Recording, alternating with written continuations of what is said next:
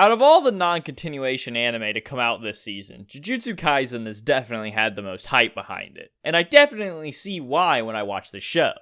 I originally had the idea to make this video after the first core finished, but I just hadn't gotten around to it, and with the show less than 2 months away from the end at the time of writing this script, I thought there was no better time to talk about why I think Jujutsu Kaisen is the perfect modern shonen.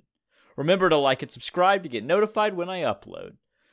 When I decided to make this video, I decided on 4 main things that I think set it apart from the majority of shonen. Those are a unique and beautiful art style and animation, super fast-paced storytelling, a complex and interesting power system, and a talking point that truly inspired this video at the end of the first core of the show, defying expectations and manipulating tropes. There isn't much to say for this topic other than, wow. Jujutsu Kaisen has a very unique art style, and that already sets it apart from some of the other shows, but combining that with the vivid colors and god-tier animation done by Studio Mappa makes for a feast for the eyes every time I turn on an episode. The characters are all super unique with vibrant colors, and the demons are some of the most disgusting and unsettling things ever to look at, just like they should be. I mean, what the hell are these things? They make me want to puke. This makes for a beautiful world to look at, and then there's the fights. The fights have super fast-paced movements, and everything feels choreographed with an energy. Every fight just looks and feels like an exciting work of art, which it is.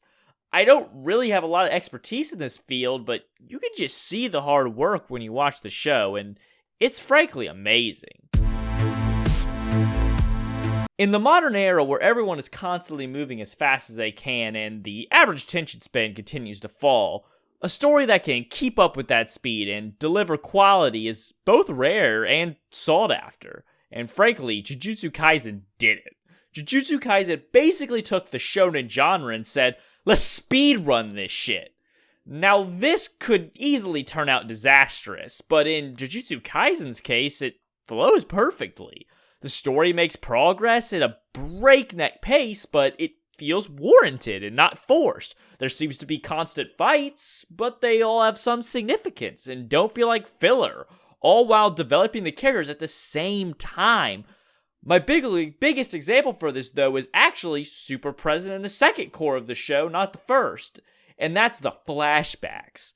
I mean, some shows have so many flashbacks, and some of them feel like they go on forever, but Jujutsu Kaisen manages to have a meaningful flashback that contextualizes and explains character motivations and an amazing fight all in one episode without it feeling intrusive. It honestly sometimes feels as if Jujutsu Kaisen manages to bend time with how much stuff it fits into one episode. And in a world where we're constantly moving and always have something else to do, what helps it stand out and feel like every moment of an episode meant something and that there was no wasted time. If the success of shows like Hunter x Hunter and the praise Nin gets as a power system is any indication, people love interesting and complex power systems in their anime. And Jujutsu Kaisen definitely took that to heart, as instead of your interchangeable ki, chakra, or spiritual pressure power system, Jujutsu Kaisen decides to land closer to the Nin side of the scale, and that undoubtedly benefits the show. It leaves untapped mystery for the power system and allows for a large variety of interesting techniques that can be applied in so many different ways for different strategies. It also takes an extremely interesting approach of making the power system primarily based on innate talent, which I found very unique, especially for shonen, which usually have a heavy focus on training. I also like how they linked it to emotion, so it actually makes sense for the classic angry power-up. I mean, we've all seen the characters, they get angry and all of a sudden they're strong enough to beat their villain. But this, in Jujutsu Kaisen, that makes sense as the power is linked to your emotions, and it also makes sense that you burn through your power faster doing that. And adding domains on top of all of that was just icing on the cake, as the idea of a guaranteed hit is extremely fascinating and kind of gives like almost a video game vibe, which they even say in the one of the episodes. Frankly, I don't have much else to say than congratulations to the author Gege Akutami for his or her imaginative power system. It's frankly very incredible. And finally, what inspired me to make this video in the first place is the way Jujutsu Kaisen manipulates tropes and defies expectations.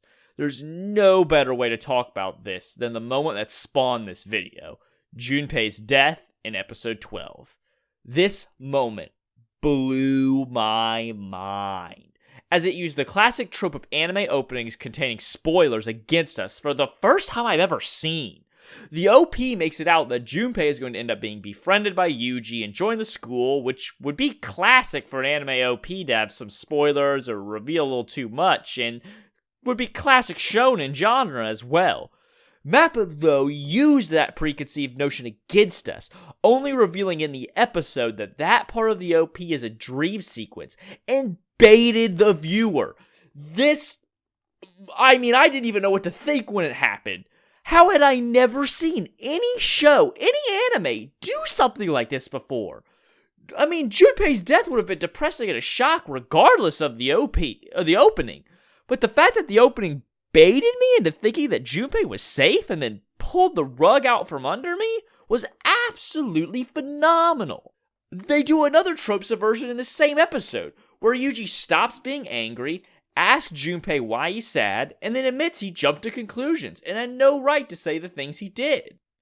That moment blew my mind as well, as it really felt like I was watching real humans, and it felt like such a fresh take, as most characters totally push their beliefs onto others and just refuse to admit that they don't really have the room to criticize, or that there's no evidence that they're more right than the other person.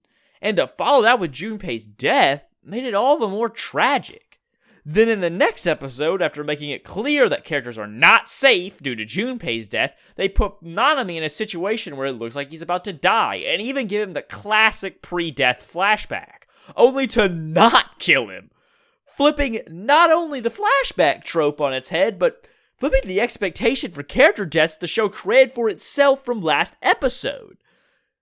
There's so many more things I could add to this section. Just because my main examples were from the first cour does not mean I don't see the trope subversions in the second cour as well, but these are the big ones that inspired this video, and I have a few small topics I want to go over real quick before the conclusion. There are a couple of quick things I want to add, but not give their own sections, as I didn't have a lot to say and maybe didn't feel these were as unique as the other points, but they still greatly contributed to my enjoyment of the show. One of those is that the comedy in JJK is absolutely amazing. The jokes and meta humor are so funny, but what I find most impressive is how it adds comedy into the most serious moments.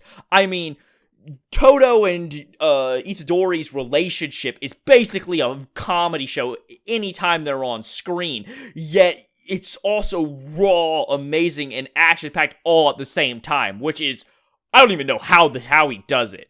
It is so impressive how they can balance it just right. The only thing I can find to compare it to is the comedy in One Piece, which is extremely high praise, considering I didn't think any show could pull off the same balance of comedy that One Piece does. But JJK did it. And the second quick thing I wanted to address is how real the characters feel in JJK, which is awesome. The characters feel like real people. They got the cell phone things, which could be in its own piece in its own, as writing a story where everybody is connected has got to be really hard, but the author does it extremely well to pull it off. But the characters are just amazing in this show. Everyone is awesome. I gave a great example in the above section of how real the characters can feel with Itadori and Junpei's interactions. And All of them have great personalities, which I just love. And the ability to understand situations and empathize with these characters is just a nice touch to make the characters feel very real. Combining all these points with the amazing cast of characters, it doesn't surprise me at all that this show is so successful. And I just wanted to finish this video off by saying how excited I am to see where the rest of this story goes. I hope you guys like this style of content. I have some more quick video topics that I definitely want to make, so expect more of these in the future. Please like and subscribe if you enjoyed and want to see more content from me, and I'd love to chat with you in the comments below. Tell me why you like or maybe even dislike Jujutsu Kaisen, and I'd love to respond to you, and then we get a better community going on my channel. But in any case, I'll see you guys in the next video.